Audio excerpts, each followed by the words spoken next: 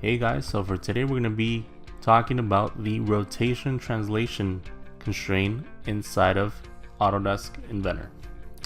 So notice that right now these two components are again completely independent of each other, right? So if I bring this bolt up and down, it has nothing to do with the nut over here on the bottom, right? So what I want to happen then is when I move this bolt down, I want to see some sort of translation or rotation, happening to this nut here on the bottom.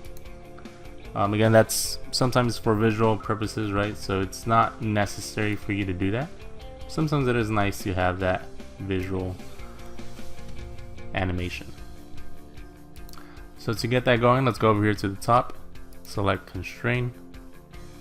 Let's go to the next tab over to Motion and select Rotation Translation.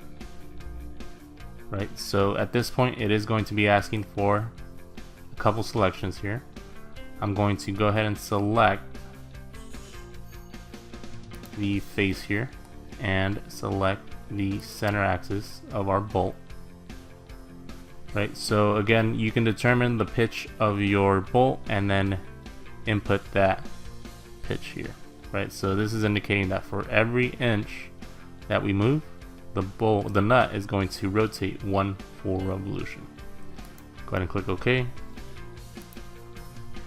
Let's move the bolt down, and there you can see an animation taking place.